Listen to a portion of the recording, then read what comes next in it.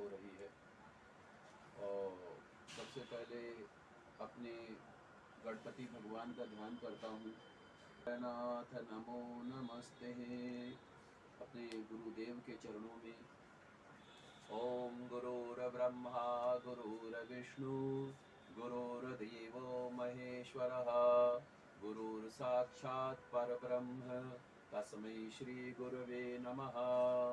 ओम वक्रतुंड महाकाय सूर्यकोटि समप्रभा निर्विघ्नं कुरु मे देव सर्वकार्येषु सर्वदा। ओम बोलिए श्री गणपति भगवान की जय। ओम श्रीमन महालक्ष्मी नारायणाभ्यां नमः। श्री वाणी हिरण्यगर्भाभ्यां नमः। श्री सची पुरंदराभ्यां नमः। श्री माता पिता चरण कमलेभ्यो नमः। ओम इष्ट देवताभ्यो नमः। ओम कुल देवताभ्यो नमः। ओम ग्राम देवताभ्यो नमः। ओम वास्तु देवताभ्यो नमः। ओम स्थान देवताभ्यो नमः। ओम सर्वेभ्यो देवेभ्यो नमः। ओम सर्वेभ्यो ब्राह्मणेभ्यो नमः। ओम सिद्धि बुद्धि सहिताय श्रीमन्महागणाधिपतये नमः। बोलिए श्री गणपति भगवान की जय। श्री लक्ष्मी नारायण भगवान की जय। आदौ देवकी देवगर्भ जनना गोपी गृहे वर्धनम् माया पूजन जीवतापहरण गोवर्धनोद्धारणम् कंसस्तेन कौरवादिहनन कुन्ती सुतापालनम् एतत् श्री पुराण भागवतं कथितं श्रीकृष्णलीलामृतम्। कृष्णाय वासुदेवाय हरे परमात्मने प्रणतक्लेशनाशाय गोविन्दाय नमो नमः। प्रणतक्लेशनाशाय गोविन्दाय नमो नमः। श्री राधा कृष्ण भगवान की जय। श्री बालकृष्ण भगवान की जय। श्री व्यास जी भगवान की जय। सभी भक्तों की जय। एक छोटा सा भजन करेंगे। भजन के बाद में फिर कथा का जो है श्रीमन्नारायण नारायण नारायण श्रीमन्नारायण नारायण नारायण भजमन्नारायण नारायण नारायण भजमन्नारायण हर हर महादेव। भजमन्नारायण नारायण नारायण लक्ष्मी नारायण नारायण नारायण लक्ष्मी नारायण नारायण नारायण सत्य नारायण नारायण नारायण सत्य नारायण नारायण नारायण श्रीमन्नारायण नारायण नारायण श्रीमन्नारायण नारायण नारायण भजमन्नारायण नारायण नारायण भजमन्नारायण नारायण नारायण लक्ष्मी नारायण नारायण नारायण लक्ष्मी नारायण नारायण नारायण श्री कृष्ण गोविंद हरे मुरारी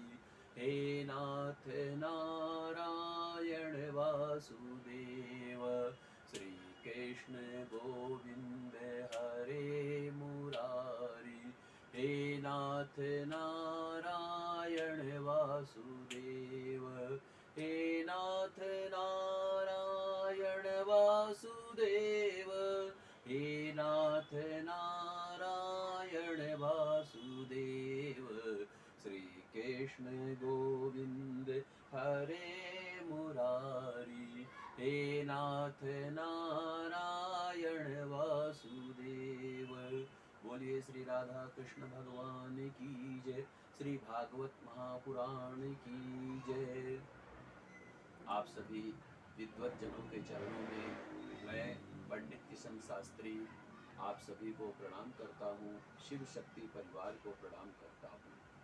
कल की कथा में भक्ति योग के बारे में, भागवत महात्म्य के बारे में, प्रभु की लीलाओं के बारे में, भगवत धर्म के बारे में, भगवत कर्तव्य के बारे में आदि अनेक विषयों पर जो है सत्संग करने का अवसर लाभ प्राप्त हुआ। बड़ा ही आनंद आया, बड़ा ही भगवान की लीलाओं का श्रवण करते हुए, श्रवण कराते हुए ऐसा लग रहा था कि जैसे कि साक्षात जो है प्रभु जो है हृदय में बैठ करके, साक्षात भगवान श्री हरि हृदय स्थान पर बैठ करके मुख से वो वाणी जो है प्रदान करवा रहे हैं। बड़ा ही कथा का जो है रसामृत का जो है आनंद आया। और क्या कहते हैं कि भगवान श्री कृष्ण के रूप के बारे में, उनके जो है विभूतियों के बारे में, भगवान के जो है क्या कहते हैं कि महात्म्य के बारे में, कथा के बारे में सुन करके बहुत ही आनंद आया।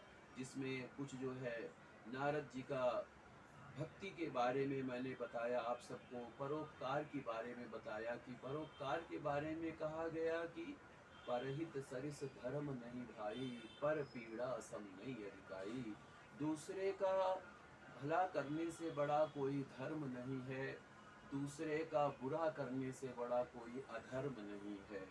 तो मूल भागवत का जो अगर सार कहा जाए, एक धर्म का निरूपण कहा जाए, तो सभी शास्त्रों का, सभी ग्रंथों का, सभी पुराणों का एक ही महत्व बतलाया गया है कि जो है धर्मो रक्षति रक्षितः, धर्म की रक्षा करना मानव मात्र का प्रथम कर्तव्य है। और धर्म की रक्षा जो है भगवत धर्म के द्वारा, प्रभु की भक्ति के द्वारा जो है प्राप्त होती है। और उसके बाद में मैंने जो है क्या कहते हैं कलयुग में जो है भगवान श्री कृष्ण की भागवत कथा का ही एक ऐसा जो है, एक ऐसा जो है सोपान है, एक ऐसी जो है सीढ़ी है जिसके द्वारा जो है हमें जो है कल्याण की प्राप्ति होती है, मोक्ष की प्राप्ति होती है। क्योंकि कहा गया है कलयुग केवल नाम आधारा, सुमिर सुमिर जन उतरहि पारा। कि कलयुग में सिर्फ जो है भगवान के नाम की महिमा बताई गई है, भगवान के कीर्तन की महिमा बताई गई है, भगवान के जो है स्वरूप की महिमा बताई गई है। तो कहने का अर्थ ये है। और उसी तरीके से जैसे और भी कई प्रकार की कथा जो है परीक्षित जी के जन्म के बारे में आप सभी को जानकारी ही होगी। परीक्षित जन्म के बारे में जो है कथा जो है कुछ रह गई थी, तो थोड़ा सा आज उसका सार रूप में जो मैं जो है आप सभी से जो है वर्णन करूँगा। और उसके बाद में नारद जी के पूर्व चरित्र के बारे में कि नारद जी और उसके बाद में परीक्षित जन्म के बारे में, और जो है क्या कहते हैं कि भगवान के नाम की कथा के बारे में। कि हमें पता है जब जो है मतलब कि जब जो है परीक्षित को ये भय उत्पन्न हो गया कि आज से 7वें दिन जो है मेरी मृत्यु हो जाएगी, तब उन्होंने व्यास जी के शरण सुखदेव जी का जो है शरण ग्रहण किया। और सुखदेव जी के मुखारविंद से कथामृत का रसपान करते हुए, भगवत कथा का रसपान करते हुए उन्होंने जो है अपने आप का कल्याण किया। और जो है तो कहने का अर्थ क्या है कि जब तक जो है हमें भगवत धर्म के बारे में, भगवत कथा के बारे में जब तक हमारा प्रेम नहीं होता है, जब तक हमारा जो है ध्यान नहीं होता है, जब तक हमारा मनन नहीं होता है, तब तक जो है उस कथा का रसामृत का आनंद नहीं प्राप्त हो सकता है। और देखिए ज्ञान की कथा में सबसे ज़्यादा अगर ज्ञान की जो चर्चा की जाती है, तो ज्ञान की चर्चा से ज़्यादा भाव की चर्चा जो है ज़्यादा महत्वपूर्ण मानी गई है। क्यों मानी गई है? क्योंकि भाव के भूखे हैं भगवान, भाव में ही बसते हैं भगवान। आज तक भगवान ने जितने भी भक्तों को दर्शन दिए, जितने भी भक्तों का कल्याण किया, भाव के कारण, भावना प्रधान होने के कारण जो है भगवान ने। और जहाँ पर भक्ति होती है, जहाँ पर वैराग्य होता है, जहाँ पर जो है प्रेम होता है, वहाँ पर जो है ईर्ष्या द्वेष घमंड की प्राप्ति नहीं होती है। और भक्ति की प्राप्ति निर्मल हृदय के द्वारा ही प्राप्ति होती है। और जहाँ पर भक्ति होती है, ज्ञान भी होता है, लेकिन ज्ञान से ज्यादा भक्ति की पराकाष्ठा कही गई है। भक्ति को ज्यादा महत्व दिया गया है। कहा गया है कि अगर हमें ईश्वर का दर्शन प्राप्त करना हो, प्रभु का दर्शन प्राप्त करना हो, तो हम किस तरह से भगवान की ऐसे कौन से आचरणों के द्वारा जो है हम जो है भगवान को प्राप्त कर सकते हैं, ईश्वर को प्राप्त कर सकते हैं। तो भक्ति के द्वारा।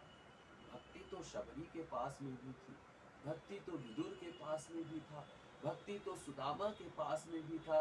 तो भक्ति के द्वारा बड़े ही सरलता से जो है भगवान की प्राप्ति हो सकती है। भक्ति के द्वारा ही बड़े ही सरलता से जो है परमात्मा की स्वरूप की प्राप्ति हो सकती है। तो ये जो है कल कुछ जो है मैंने संक्षेप रूप में कल की कथा के बारे में आपको वर्णन किया है, जो कुछ कल कथा रह गई थी।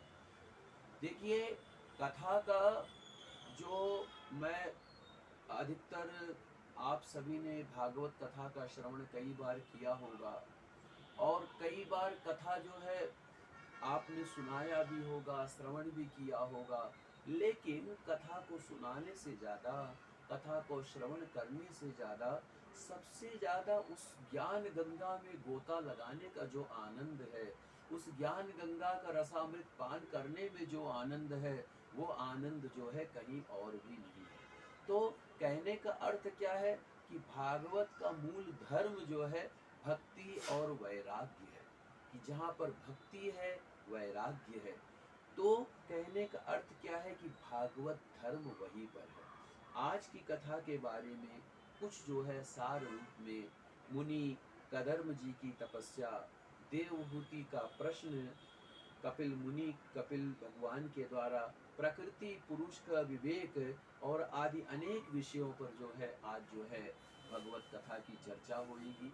और आज जो है सिर्फ जो है ज्ञान से ज्यादा भाव की चर्चा होगी, ज्ञान से ज्यादा भक्ति की चर्चा होगी, ज्ञान से ज्यादा आनंद की चर्चा होगी, ज्ञान से ज्यादा जो है वैराग्य की प्रधानता होगी।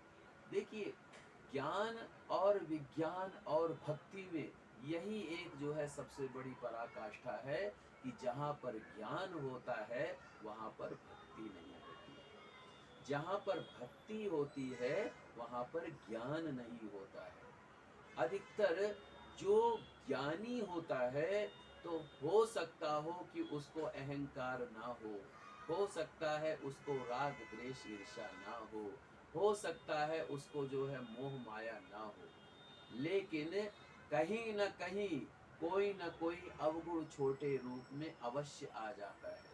और सबसे पहले तो अहंकार तो सबसे पहले आके कब्जा करता है, सबसे पहले आकर के अहंकार ही कब्जा जमाता है कि मैंने तो इतने शास्त्रों का पाठ किया है, इतने कथा भागवत किया है। तो अहंकार का जन्म जो है वहीं से प्रारंभ हो जाता है। अहंकार तो गरुड़ जी को भी हो गया था। अहंकार तो कहने का अर्थ क्या है, तो इसीलिए आज मैं सबसे प्रथम जो है आपको जो है एक भक्ति योग के बारे में बताऊंगा, ध्यान योग के बारे में बताऊंगा, साधना योग के बारे में बताऊंगा, वैराग्य योग के बारे में बताऊंगा, कर्तव्य कर्म योग के बारे में बताऊंगा। कथा के माध्यम से, एक भगवत कथा के माध्यम से जो है भक्ति योग की प्रधानता के बारे में बताऊंगा। तो कहते हैं आज जो है मुनि कदर्म जी को तपस्या के बारे में बताया जाता है कि कदर्म मुनि जी, एक बार जब ब्रह्मा जी ने कदर्म मुनि जी को आज्ञा दिया कि कि आप संतान उत्पन्न करें। तब उन्होंने सरस्वती नदी के तट पर 10,000 वर्षों तक जो है एकाग्र चित्त से भगवान श्री हरि का ध्यान किया, पूजन किया। तब उनकी तपस्या से प्रसन्न हो करके भगवान ने स्वयं साक्षात दर्शन दिए। और भगवान ने दर्शन दिए तो कपिल मुनि ने क्या कहा, देखिए स्तुति कपिल मुनि मतलब कदर्म मुनि ने स्तुति किया भगवान जी का, और क्या कहा कि हे प्रभु, आप संपूर्ण सत्व गुण के आधार हैं। योगी जन शुभ योनियों में जन्म ले करके अंत में योगस्थ होकर आपके दर्शनों की इच्छा रखते हैं। यानी कि जन्म जन्म मुनि जतन कराही, अंतराम प्रभु आवत नाही। तो प्रभु बड़े भाग्य से जो है आपके दर्शनों का अवसर प्राप्त होता है, बड़े भाग्य से जो है आपके साक्षात स्वरूप का अवसर प्राप्त होता है। तो ऐसे अवसर को प्राप्त करके मैं जो है धन्य हो गया। तब भगवान ने कहा कि हे मुनि, जिसके लिए आपने मेरी आराधना किया है, मेरी आपने तपस्या की है, तो वो आप मतलब कि वो वस्तु मैंने आपको प्रदान कर दिया है। और मैंने जो आपको दर्शन दिया है, मेरा दर्शन कभी भी निष्फल नहीं होता है। मेरा दर्शन जो है कभी भी जो है निष्फल नहीं हो सकता है। तब भगवान ने कहा कि विप्रवर सम्राट स्वयंभू मनु महारानी शतरूपा के साथ तुमसे मिलने के लिए यहाँ पर आएंगे परसों, और साथ में अपनी कन्या देवभूति को लाकर तुम्हें अर्पण करेंगे। उनसे तुम्हारा विवाह होगा और उनसे तुम्हारे को 9 कन्याएं होगी। फिर मैं अपने अंश रूप में तुम्हारे घर में जन्म लूंगा। तो प्रभु ने ऐसा आशीर्वाद प्रदान करके कदर्म मुनि को आशीर्वाद ऐसा प्रदान करके वो अंतर्धान हो गए। फिर जो है कदर्म मुनि का विधि पूर्वक विवाह हुआ, और उसके बारे में विवाह के बाद में 9 कन्याओं की प्राप्ति के बाद में भगवान ने स्वयं जो है कपिल, तो कहने का मतलब क्या है, कपिल मुनि के रूप में जो है क्या कहते हैं कि अवतार धारण किया। उसमें उन्होंने सबसे देवहूति यानी कि कपिल मुनि की जो माता श्री थी देवहूति का प्रश्न, और भगवान कपिल जी द्वारा भक्ति योग की महिमा, इसके बारे में भगवान कहते हैं, क्या कहते हैं, योगम आध्यात्मिकम पुंसाम मतो निश्रेयसाय हमें अत्यंतो पर्यत्र दुखस्य च सुखस्य च चेता खलवश्य बंधाय मुक्तये चात्मनो मतम गुणेषु शक्तम बंधाय रत्वम पुंसी मुक्तये। भगवान कपिल ने कहा कि हे माँ, मेरा ये निश्चय है कि अध्यात्म योग ही मनुष्य के आंतरिक कल्याण का मुख्य साधन है, और परमात्मा में अनुरक्त होने पर मोक्ष का कारण बन जाता है। कि जो है तब देवहूति ने कहा कि हे प्रभु, आपकी भक्ति का सही रूप क्या है? प्रभु आपके द्वारा, जिसके द्वारा तत्व ज्ञान प्राप्त होता है, और आपका कहा हुआ योग कैसा है, उसके कितने अंग हैं? इस प्रकार माता के पूछने पर कपिल जी के हृदय में बहुत ही स्नेह आया, बहुत ही जो है, तो उन्होंने सांख्य शास्त्र का उपदेश दिया भगवान ने, और योग का वर्णन किया।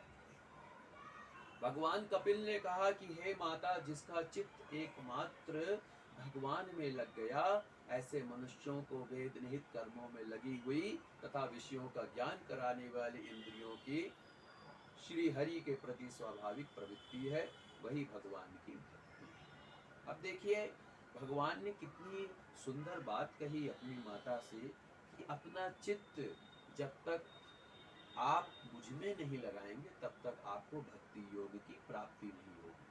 कल कथा की ज्ञान की गंगा में मैंने एक बात कही थी कि जब तक हम अपना मन जो है प्रभु को अर्पण नहीं करते हैं, तब तक जो है हम चाहे कितने भी साधन कर लें, कितने भी योग कर लें, तपस्या कर लें, तब तक हमें प्रभु की प्राप्ति नहीं हो सकती। और प्रभु की प्राप्ति होने का सबसे सरल, सबसे सक्षम साधन यही है कि भगवान की भक्ति प्राप्त करना, भगवान श्री हरि की भक्ति प्राप्त करना, उससे बड़ा कोई साधन नहीं है, उससे बड़ा कोई कर्तव्य कर्म नहीं है। तो भगवान की भक्ति के द्वारा ही मनुष्य अपना कल्याण करता है और जो है क्या कहते हैं कि समाज का कल्याण करता है, भगवान की भक्ति का कल्याण करता है। तो इसी तरीके से बताया गया है कि भगवान श्री हरि के भक्ति के द्वारा जो है उन कल्याणों की प्राप्ति होती है, उन जो है उद्देश्यों की प्राप्ति होती है। अब आत्मदर्शन, आत्मदर्शन जो है भगवान कपिल जी कहते हैं देवहूति को कि आत्मदर्शन के द्वारा जो है मुझे प्राप्त किया जा सकता है। आत्मदर्शन क्या है?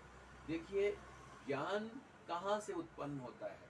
क्या ज्ञान जो है शास्त्रों को पढ़ने से प्राप्त होता है? क्या ज्ञान जो है श्रवण करने से प्राप्त होता है? क्या ज्ञान जो है भगवान की लीलाओं का कथा का अनुसरण करने से प्राप्त होता है? क्या ज्ञान जो है भगवान की लीलाओं में अग्रसर होने से प्राप्त होता है? क्या ज्ञान जो है ईश्वर के आराधना से प्राप्त होता है? ज्ञान जब तक हमारी आत्मा स्वयं नहीं जागती है, जब तक हमारी आत्मा स्वयं को नहीं पहचानती है, जब तक हमारी आत्मा स्वयं को नहीं समझ पाती है, तब तक हमें ज्ञान की प्राप्ति नहीं होती है। ज्ञान की प्राप्ति बहुत ही सरल है और बहुत ही कठिन भी है, बहुत ही दुष्कर भी है।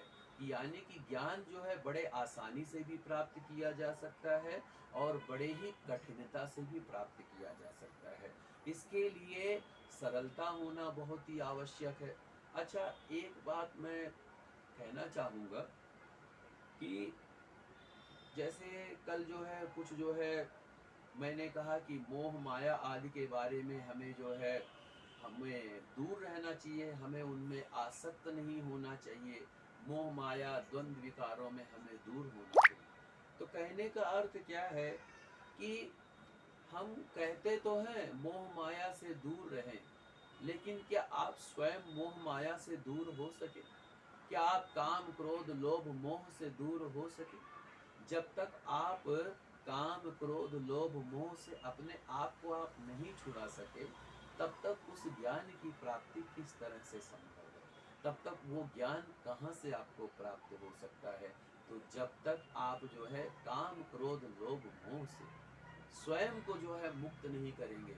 आज हम ज्ञान की चर्चा करते हैं, कथा भागवत की चर्चा करते हैं, लेकिन उस कथा को हमने अपने जीवन में कितना उतारा है और कितना हमने उससे प्रेम किया है। क्योंकि क्या होता है, साधक जब जिस वस्तु से, जिस व्यक्ति से, जिस जो है सामग्री से, जिस जिस भावना से, जिस जिस रूप से उसका ध्यान करता है, मनन करता है, उसका आचरण करता है, उसी उसी रूप में उसको उन फलों की प्राप्ति होती है। भगवान श्री कृष्ण कहते हैं कि हे अर्जुन, ना तो मैं बहुत खाने वाले का, ना ही मैं बहुत कम खाने वाले का प्रिय हूँ। यानी कि मैं प्रिय किसका हूँ? जो सामान्य है। तो ज्ञान की चर्चा, भगवत धर्म की चर्चा, भागवत की चर्चा तभी संभव है जब हम स्वयं भी उसको धारण करें। तभी जो है आत्मदर्शन की प्राप्ति होती है। आत्मदर्शन इसको कहते हैं कि हमने अपने आप को जान लिया, अपने आत्मा को जान लिया। तो जब आपके आत्मा में ये बात आती है ना, आप में ये बात आती है, तो मुझे ऐसा प्रतीत होता है कि ठीक है, वो ज्ञान, वो धर्म, वो कर्म भगवान अपने आप आकर के उस ज्ञान को प्रदान करते हैं। भगवान उस ज्ञान को अपने आप आकर के आशीर्वाद स्वरूप में धारण करवाते हैं। तो वो ज्ञान की प्राप्ति तभी संभव है। ज्ञान की प्राप्ति के लिए परिश्रम, यानी कि शास्त्रों का पठन, शास्त्रों का पठन पाठन, कथा का श्रवण, लेकिन उस श्रवण से ज़्यादा, उस पठन पाठन से ज़्यादा, जब तक हम स्वयं उसकी प्राप्ति के लिए, हमारी आत्मा जब तक स्वयं उसकी प्राप्ति के लिए जो है अग्रसर नहीं होती है, तब तक हमको जो है ज्ञान की प्राप्ति नहीं होती है। और ज्ञान की प्राप्ति के लिए हम कहते हैं कि आप जो है अपने आप को जो है प्रभु के चरणों में अर्पण कीजिए, भगवान में ध्यान लगाइए, भगवान में भक्ति लगाइए और लालच मत कीजिए, लोभ मत कीजिए, ठीक है। लेकिन हमें ये देखना चाहिए कि ईश्वर का वास कहाँ पर है, ईश्वर के वास कहाँ पर है। जैसे कि एक दुख और सुख के बारे में जो है वर्णन करता हूँ कि दुख और सुख क्या है। आदमी व्यक्ति साधक जीवन में दुखी क्यों होता है, सुखी क्यों होता है। एक मैंने कल जो है दुख और सुख का वर्णन किया था कि दुख क्या है, सुख क्या है। दुख किसको कहते हैं, सुख किसको कहते हैं। तो दुख कहते हैं कि जब जो है, जैसे कल मैंने बताया था कि विनाश काले विपरीत बुद्धि, जब व्यक्ति की बुद्धि जो है गलत दिशा की ओर, गलत आचरणों की ओर अग्रसर होती है, तब उसका दुख का समय प्रारंभ होता है। और जब जो है व्यक्ति की बुद्धि निर्मल होती है, तब उसको जो है सुख की प्राप्ति होती है। लेकिन सुख दुख का एक कारण और भी है। कौन सा कारण है सुख दुख का? सुख दुख का कारण ये है कि जब जो है हमारे जीवन में कोई दुख आता है, तब अगर हम सामने वाले व्यक्ति को देखते हैं, संसार को देखते हैं, तो हमें तो लगता है कि हमारा दुख तो कुछ भी नहीं है।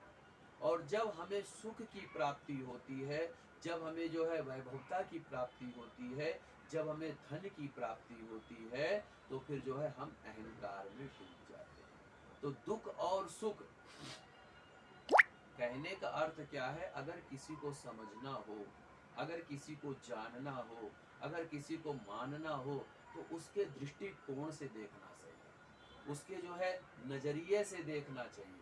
तो कहने का अर्थ क्या है? तो आत्मदर्शन इसी को कहते हैं कि आत्मदर्शन इसी को कहते हैं कि जब आप सामने वाले को देखते हैं कि न जाने कौन से, अच्छा दूसरा क्या है, और अपने द्वारा हमको भगवान ने जो भी दिया है पत्र पुष्प, उसके द्वारा हम अगर किसी के कार्य आ सकें, हम जो है समाज के कार्य आ सकें, देश के कार्य आ सकें, अपने अपने भाई बंधुओं के कार्य आ सकें, तो ये बहुत ही प्रभु की बहुत ही बड़ी कृपा है।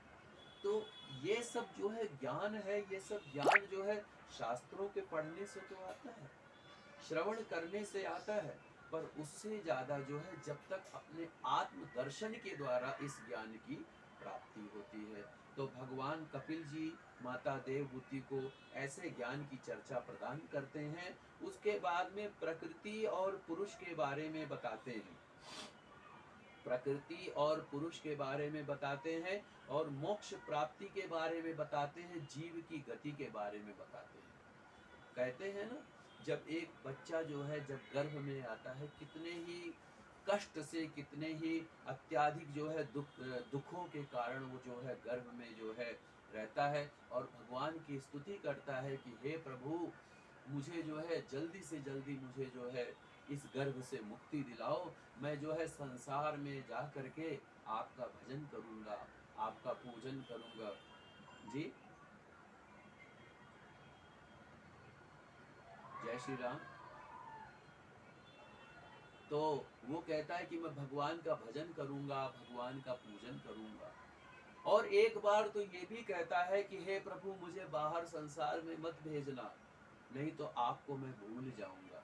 तो इसी प्रकार की प्रार्थना करते हुए जब उसका जन्म होता है, तो वो कहता है कहाँ कहाँ मैं कहाँ आ गया हूँ, मैं कहाँ पर आ गया हूँ। तो कोई मतलब कि जैसे ही उसका जन्म होता है, माया आकर के उसको घेर लेती है, और माया रूपी पिंजड़े में फंस करके, मोह रूपी पिंजड़े में फंस करके वो जो है जन्म जन्मांतरों के चक्कर काटता रहता है। फिर किसी का वो बेटा बन जाता है, किसी का भाई बन जाता है, किसी का चाचा बन जाता है, किसी का रिश्तेदार बन जाता है। और जब तक जो है जीव रहता है, जब तक शरीर रहता है, तब तक वो जो है उन संबंधों को निभाता रहता है, उन कर्तव्य कर्मों को निभाता रहता है।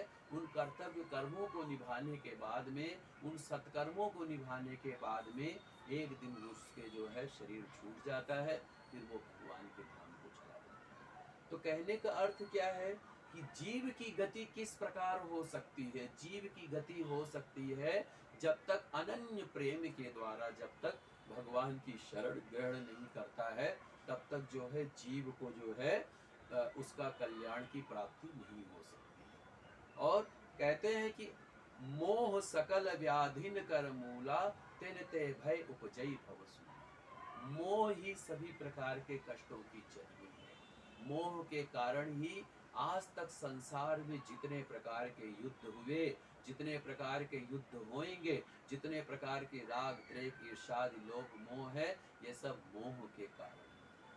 व्यक्ति को अपना मोह होता है, अपने पन का मोह होता है, पर उसको समाज का, उसको जो है दूसरे व्यक्ति का मोह नहीं होता है। उसको सिर्फ अपना दुख दिखता है, दूसरे का दुख नहीं दिखता है। उसको सिर्फ अपनी समस्याएं दिखती हैं, दूसरे की समस्याएं नहीं दिखती हैं।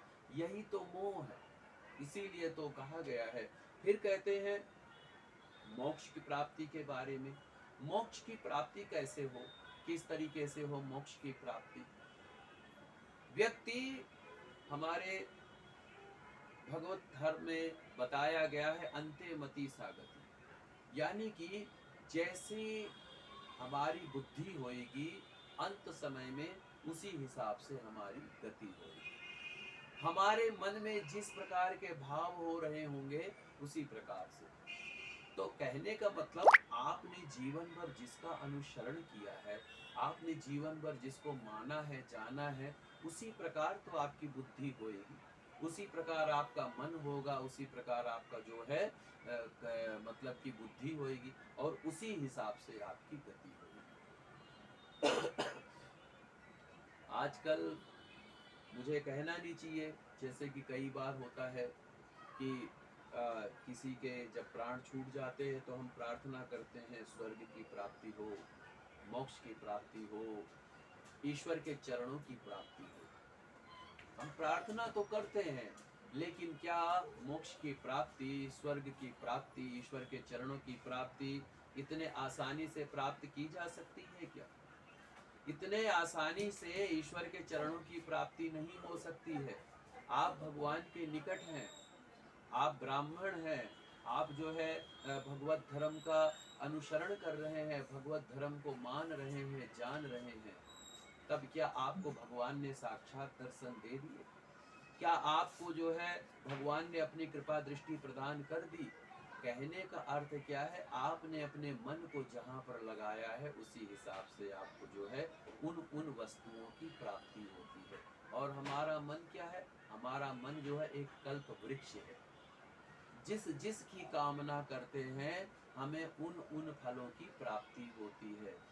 जिसका हम ध्यान करते हैं, उन सत्कर्मों की हमको प्राप्ति होती है। तो कहने का मतलब क्या है?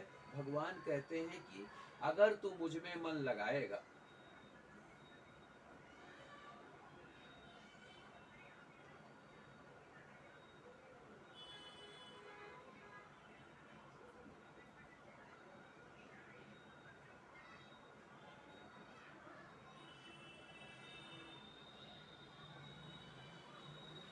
जय श्री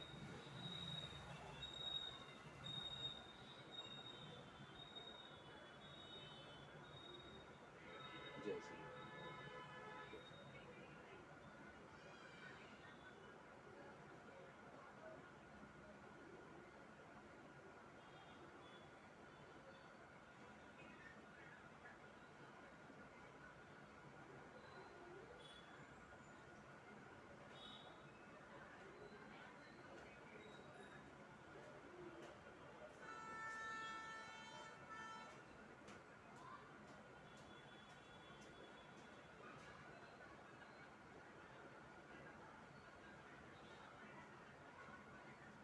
जय श्री कृष्ण।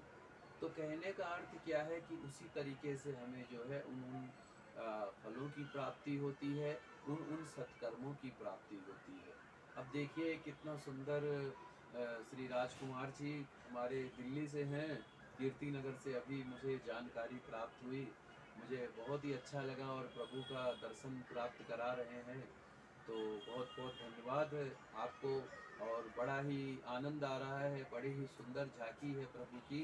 और बहुत ही आनंद आ रहा है, बहुत ही अच्छा हो रहा है। तो कहने का अर्थ क्या है कि जब तक जो है विवेक की प्राप्ति और जो है क्या कहते हैं कि धर्म की प्राप्ति के लिए हमें जो है अपने मन को जो है भगवान के चरणों में लगाना चाहिए। अब जो है भगवान कहते हैं कि जिस तरीके से, जैसे कि अब आगे मैं आपको जो है भगवान शिव की कथा के बारे में वर्णन करता हूँ। देखिए कितना सुंदर झांकी है। जैसे ही भगवान शिव की कथा प्रारंभ हो रही है, उसी समय जो है प्रभु भोलेनाथ जी के दर्शन प्राप्त हो रहे हैं। उसी समय से जो है भगवान भोलेनाथ की कृपा प्राप्त हो रही है। बोलिए भगवान भोलेनाथ की जय, श्री गौरी शंकर भगवान की जय। ये कितना ही आनंद है, बहुत ही और बड़ा ही अनमोल क्षण है ये कि जो है हमें जो है भगवान भोलेनाथ के दर्शनों की प्राप्ति हो रही है।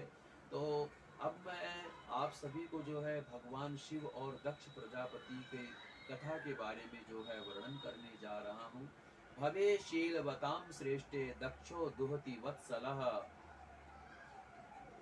विद्रेशं मकारो त्वात्मजा सतीं, कस्तं चराचर गुरुं निर्वेरं शांत विग्रहम्, आत्मरामं कथम दृष्टि जगतो देवतो महत्। श्री विदुर जी ने पूछा कि हे ब्रह्मन, प्रजापति दक्ष तो अपनी कन्याओं से बहुत ही स्नेह करते, बहुत ही लगाव था। फिर उन्होंने अपनी कन्या सती का अनादर करके सीलवानों में सबसे श्रेष्ठ श्री महादेव जी से द्वेष किया।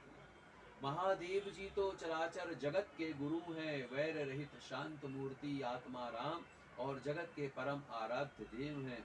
उनसे भला कोई क्या वैर करेगा। देखिए ये तो प्रभु की एक लीला है। हम सभी को जो दिखता है ना, वस्तुतः सत्य तो होता है, लेकिन उससे भी परे एक सत्य होता है। और जय हो। और भगवान अपनी लीलाओं को क्यों धारण करते हैं, भगवान अपनी लीलाओं को क्यों दिखाते हैं?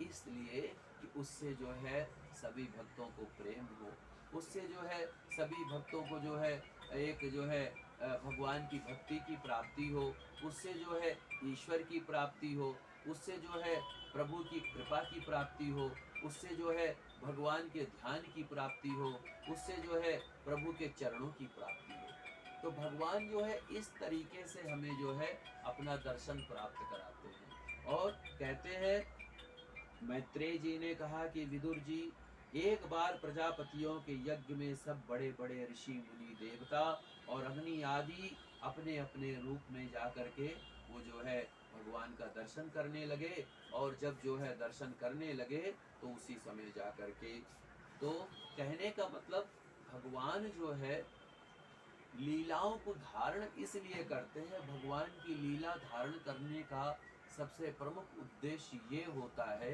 कि भगवान के प्रति हमारा प्रेम हो, ईश्वर के प्रति हमारा प्रेम हो, उन उन कर्तव्यों के प्रति हमारा प्रेम हो जिसके द्वारा जो है हमें जो है सत्कर्मों की प्राप्ति हो, हमें जो है उन उन उद्देश्यों की प्राप्ति हो। तो इसके द्वारा जो है भगवान अपना आचरण जो है प्रविष्ट करते हैं। और क्या कहते हैं कि दक्ष ने कहा कि ये महादेव देवताओं में सबसे बड़ा, अब मैं इसे इंद्र उपेंद्र आदि देवताओं के साथ यज्ञ का भाग न मिले, ऐसा जब उन्होंने कहा। और ऐसा कहने के बाद में जब उन्होंने इस तरीके से उनकी वाणी में ऐसा प्रभाव देखा, तो उसके बाद में उनको जो है मतलब जब भगवान शिव के बारे में दक्ष प्रजापति ने ऐसी अपशब्द बातें कही, तो उससे जो है बड़ा ही, तो एक बार क्या हुआ कि एक बार क्या हुआ मेरी आवाज आ रही है आप सभी को? मेरी आवाज आ रही है आप सभी को? हेलो, मेरी आवाज आ रही है आप सभी को?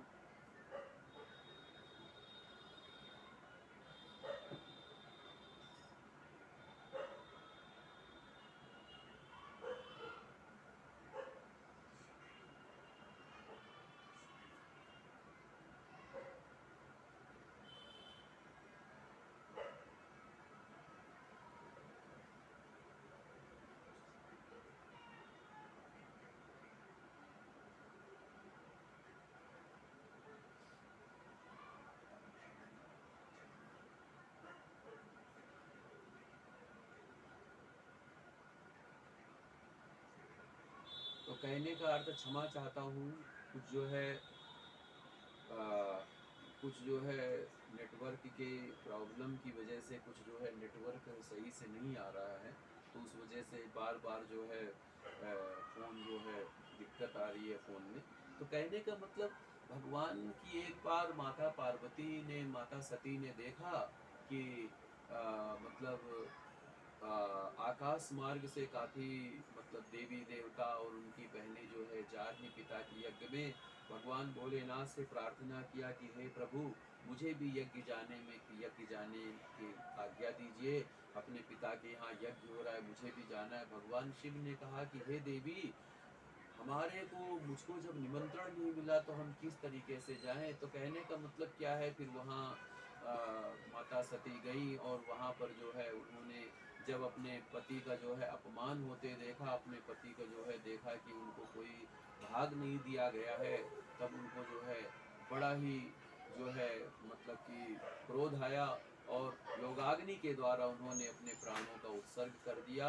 फिर भगवान शिव ने अपनी जटाओं से वीरभद्र को प्रकट करके यज्ञ का जो है जिस तरीके से संहार किया, बाद में ब्रह्मा जी के द्वारा दक्ष प्रजापति की प्रार्थना करने पर जो है भगवान शिव ने जो है उनको वरदान दिया। और उसके बाद में कहने का अर्थ क्या है कि कथा की भगवान जो अपनी कथा करते हैं, अपनी जो कथा का वर्णन करते हैं और अपनी जो कथा लीला का अनुसरण करते हैं, वो तो जगत मात्र को, लेकिन कहने का अर्थ क्या है कि भगवान की कथा में जैसे बताया गया है, अत्रे गृहे सुर श्रेष्ठा।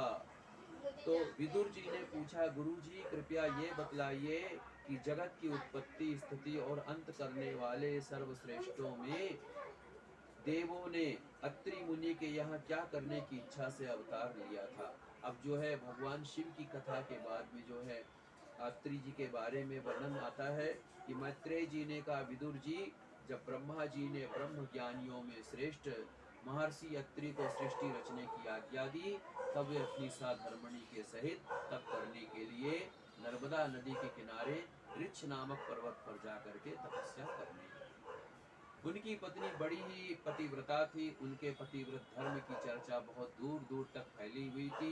ये बात नारद जी को मालूम थी और ये था कि भाई उनके पतिव्रत की चर्चा दूर दूर तक फैली हुई थी। तो एक बार जो है क्या हुआ कि एक समय नारद जी भ्रमण करते हुए, नारायण नारायण का अनुसरण करते हुए कैलाश पर्वत पर आए और वहां पर कैलाश पर्वत पर देखा कि भगवान शंकर जी समाधि लगाए हुए हैं और सती देवी पूजा कर रही है। पूजन करने के बाद उन्होंने नारद जी को प्रसाद दिया। नारद जी ने कहा कि ये तो बड़ा ही स्वादिष्ट है, तो जो है परंतु जो है प्रसाद सती अनुसुईया ने खिलाया था वो तो बहुत ही स्वादिष्ट है। नारद जी ने कहा कि जो प्रसाद सती अनुसुईया ने खिलाया था वो तो बहुत ही ज़्यादा स्वादिष्ट है। तब जो है बोले कि ये कैसे। तब जो है नारद जी ने कहा, आपसे लक्ष्मी जी और ब्रह्माणी से भी कहीं ज़्यादा जो है अनुसुईया जी पतिव्रता है। तो उसके बाद में ब्रह्मा विष्णु महेश जो है तीनों ने जाकर के जो है वहाँ पर ये सोचा कि हम जो है अनुसुईया माता की परीक्षा लेंगे। और वहाँ पर जाकर के उन्होंने जब ये कहा कि हे माँ, हम जो है दुग्धपान करेंगे, तो माता अनुसुईया ने योग के द्वारा उनका अभिप्राय समझ लिया और अभिप्राय के द्वारा उनको ये बतला दिया, उनको एक शिशु रूप में करके जो है उनको जो है दुग्धपान कराया। और बाद में जब काफ़ी समय तक जब जो है ब्रह्मा विष्णु महेश आदि देवता जब अपने स्थान पर नहीं आए, तब देवियों को बहुत ही ज़्यादा चिंता हुई और आकर के देखा कि मेरे प्रभु तो शिशु रूप में। तो आकर के जो है माता अनुसुईया से प्रार्थना किया। फिर उसके बाद में माता अनुसुईया ने उनको उसी रूप में जो है किया। और सती अनुसुईया बड़ी ही तपस्विनी थी और तब उन देवियों ने नारद जी से उनका वृत्तांत जान करके सती अनुसुईया के यहाँ जाकर अपने अपने पतियों को प्राप्त किया और अनुसुईया को वरदान देकर अपने अपने लोक को चली गई। अत्रि मुनि को पहले ही वर देने के कारण इनका नाम दत्तात्रेय, दत्तात्रेय नाम पड़ा है, इसलिए महर्षि अत्रि को वर पहले दिया और अवतार बाद में। तो कहने का अर्थ क्या है कि जब तक जो है भगवान की कथा का श्रवण और क्या कहते हैं कि जब तक उसमें जो है लीलाओं का अनुसरण जब तक नहीं होता है, तब तक जो है ज्ञान की प्राप्ति नहीं होती है, वैराग्य की प्राप्ति नहीं होती है, विवेक की प्राप्ति नहीं होती है। विवेक की प्राप्ति की कहने का अर्थ क्या है? विवेक की प्राप्ति इस तरीके से होती है कि आपको जो है उसके प्रति जो है ज्ञान हो, कथा के प्रति, भगवत धर्म के प्रति, और जो है जब तक ज्ञान नहीं होता है तब तक जो है जाकर के उस कर्मों की प्राप्ति नहीं होती है। और देखिए, भक्ति के एक पराकाष्ठा के बारे में मैं और बताना चाहूँगा, भक्त जो है ध्रुव के बारे में। जी हाँ, अब हमें कई बार ऐसा प्रतीत होता है कि क्या जो है हमें भगवान की प्राप्ति, हमें ईश्वर की प्राप्ति, हमें ज्ञान की प्राप्ति, क्या हमें जो है बहुत पुराण को पढ़ने से, बहुत ही सत शास्त्रों का आचरण करने से, बहुत ही पुराणों का अध्ययन करने से प्राप्ति होगी? जी नहीं। भक्ति की प्राप्ति तो कभी भी किसी भी रूप में कहीं पर भी हो सकती है। और जब जो है मैत्रेय जी कहते हैं कि सनकादि नारद ऋभु हंस अरुणि और यति ब्रह्मा जी के नैष्टिक ब्रह्मचारी पुत्रों ने गृहस्थ आश्रम में प्रवेश नहीं किया, अतः इनकी कोई संतान नहीं थी। अधर्म भी ब्रह्मा जी का ही पुत्र था, उसकी पत्नी का नाम ऋषा था, उसके दंभ नाम का पुत्र और माया नाम की कन्या हुई। उन दोनों को नृत्य ने ले लिया क्योंकि उनके कोई संतान नहीं थी। दंभ और माया से लोभ और विकृति का जन्म हुआ, उनसे क्रोध, हिंसा तथा कली कला और उनकी बहन वृत्ति उत्पन्न हुई। तो एक दिन जो है राजा उत्तानपाद सुरुचि के पुत्र उत्तम को गोद में लेकर प्यार कर रहे थे। उसी समय ध्रुव ने भी गोद में बैठना चाहा, परंतु राजा ने उसका स्वागत नहीं किया। उस समय घमंड में भरी हुई सुरुचि ने अपने सौत के पुत्र ध्रुव से कहा, बच्चे, तू राज सिंहासन पर बैठने का अधिकारी नहीं, तू भी राजा का बेटा है तो क्या हुआ, मैंने तो तुझे अपनी कोख में धारण नहीं किया। हाँ, यदि तुझे सिंहासन की इच्छा है तो तपस्या करके परम पुरुष श्री नारायण की आराधना कर और इनकी कृपा से मेरे गर्भ में आकर जन्म ले। विदुर जी, 5 वर्ष का अबोध बालक ध्रुव रोता हुआ अपनी माँ के पास आया। सुनीति ने बेटे को गोद में बैठाया और कहा, अब देखिए कितनी अच्छी बात कही है। अब भगवान की प्राप्ति, क्या जो है ईश्वर की प्राप्ति, भक्ति की प्राप्ति, क्या इतनी, जैसे तुलसीदास जी को कहा गया था कि जितना आपको निष्ठा मुझसे है, जब उनकी पत्नी ने कहा उतनी निष्ठा अगर आपने प्रभु से की होती तो आपका कल्याण होता।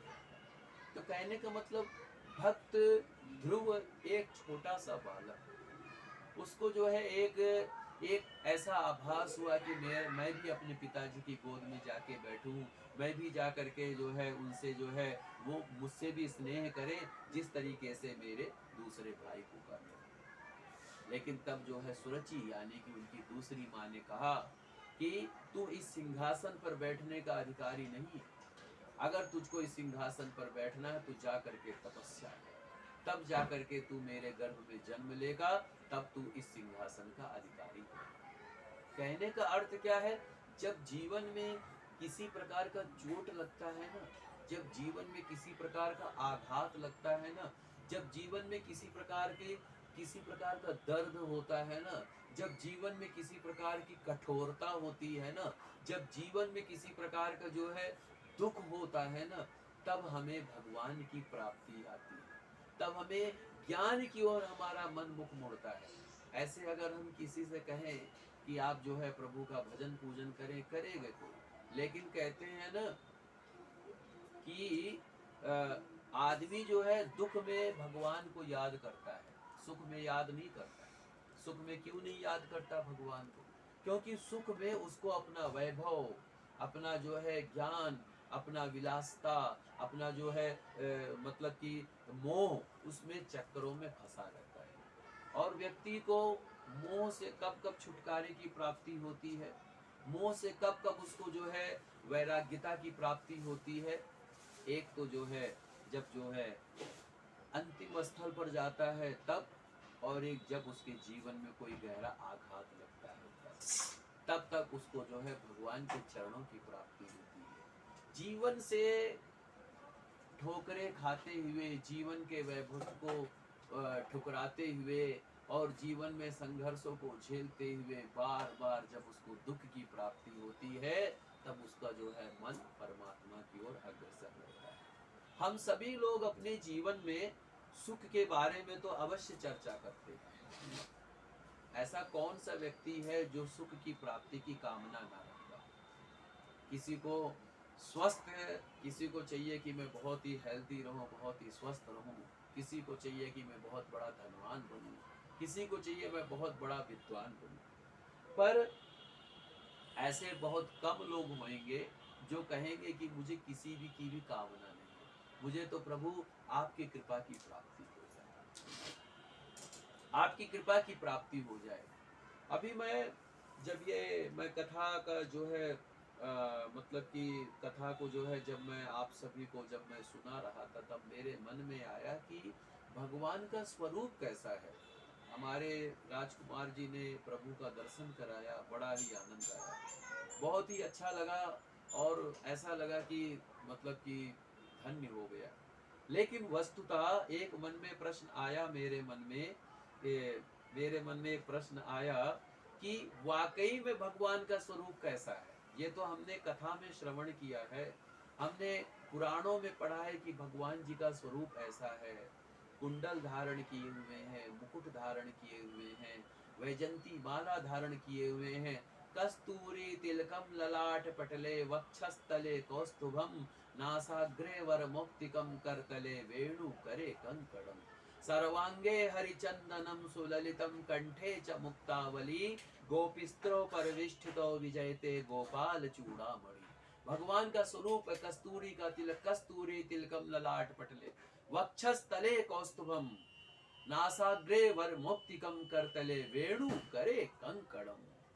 तो कहने का मतलब भगवान का ये है। लेकिन वस्तुतः हम अपने मन में जब ध्यान करते हैं, हम अपने मन में अपने ध्यान साधना के द्वारा जब हम ये सोचते हैं कि वाकई में ईश्वर का स्वरूप कैसा है, वाकई में ईश्वर का रूप कैसा है, क्या वो हंसता है, क्या वो बोलता है, क्या वो खाता है, क्या वो पीता है, क्या वो सभी आचरणों को करता है। अगर ऐसा है जैसे कि हम सभी कहते तो हैं कि भगवान के प्रति प्रेम होना चाहिए, ईश्वर के प्रति प्रेम होना चाहिए, लेकिन अगर कोई कहे ठीक है मैं ईश्वर से प्रेम करता हूँ, भगवान से प्रेम करता हूँ, लेकिन भगवान का वास्तविक स्वरूप आप बताइए महाराज जी कि भगवान का वास्तविक स्वरूप क्या है। जैसे कि कल की कथा में मैं शायद नहीं बता पाया था समय अवधि के कारण, कि भगवान के विराट स्वरूप का वर्णन किया गया है। ओम ब्राह्मणोस्य मुखमासीत् बाहु राजन्यः कृता उरु तदस्य पश्यन् पब्दागुं शूद्रो अजायतः चंद्रमा मनसो जाता चक्षो सूर्यो अजायता श्रोत्राय ब्राविष्य प्राणस्य मुखादग्निरजायता। भगवान के हजारों सिर, हजारों हजारों हाथ, हजारों हजार आंखें। भगवान एक छोटे से चींटी के रूप में भी है, भगवान एक विराट स्वरूप में भी है, एक जो है महाकाल के रूप में भी है। लेकिन वस्तुतः भगवान कहाँ है, भगवान का स्वरूप क्या है, भगवान की भक्ति क्या है। तो मुझे ऐसा लगा अपने आप से, मुझे ऐसा प्रतीत हुआ कि भगवान का जो स्वरूप है ना, तो हमें लगा शायद हमारे जैसा ही है, आपके जैसा ही है, भक्तों के जैसा ही है। क्योंकि भगवान का जो वास स्थान है ना, भगवान का जो निवास स्थान है ना, वो एक आत्मा के रूप में है, वो एक हृदय के रूप में है, वो एक भावना के रूप में है, वो एक विश्वास के रूप में है, वो एक निष्ठा के रूप में है, वो एक आचरण के रूप में है। भगवान का जो वास स्थान है वो जो है हमारे विश्वास में है, हमारी श्रद्धा में है, हमारी भावना में है। तो कहने का अर्थ क्या है, मुझे लगा अगर मुझे भगवान से बात करना हो, मैं चाहता हूँ कि हे प्रभु, तूने मुझे ब्राह्मण कुल में जन्म दे दिया, तूने मुझे अपना पूजन पाठ करने का सौभाग्य प्राप्त करा दिया, अब एक काम और कर दे। प्रभु ने कहा और क्या चाहिए तुझको। हे प्रभु, अपना दर्शन करा दे, अपने साक्षात विभूतियों का दर्शन करा दे। तो अगर आज के समय में भगवान साक्षात स्वरूप में प्रकट हो जाए, भगवान अपने रूप में प्रकट हो जाए, तो शायद हमें भरोसा नहीं होगा कि यही ईश्वर है, यही भगवान है। ऐसा तो नहीं है ये कोई नाट्य मंडली से आए हुए हैं, ऐसा तो नहीं है। क्योंकि वृंदावन में एक घटना घटी थी आज से 400-500 साल पहले, में कहा कि हे ध्रुव, तुम जो है कई हजार वर्षों तक राज करोगे, और जो है कि कई और अपना तुमको मैं वो लोग प्रदान करता हूँ जो कईयों के लिए बड़ा ही दुर्लभ है। ध्रुव लोग प्रदान किया, उसके बाद में भगवान जी अंतर्धान। उसके बाद में जो है ध्रुव जब अपने अपने यहाँ की ओर आए, तब उन्होंने अपना सारा वृत्तांत बताया। ऐसे पृथु जी के बारे में बताया गया है, और ऐसे जो है पृथु वंश की परंपरा के बारे में बताया गया है। और अब जो है मैं एक कथा के ऊपर थोड़ा सा मैं जो है थोड़ा सा विशेष जो है मैं जो है कहना चाहूँगा, जड़ भरत जी के बारे में। जी हाँ, जड़ भरत जी के बारे में बहुत सी कथाएं हैं, लेकिन सबसे ज़्यादा जो है प्रियवत चरित्र के बारे में भी और नाभि चरित्र के बारे में भी, ऋषभ देव जी का शासन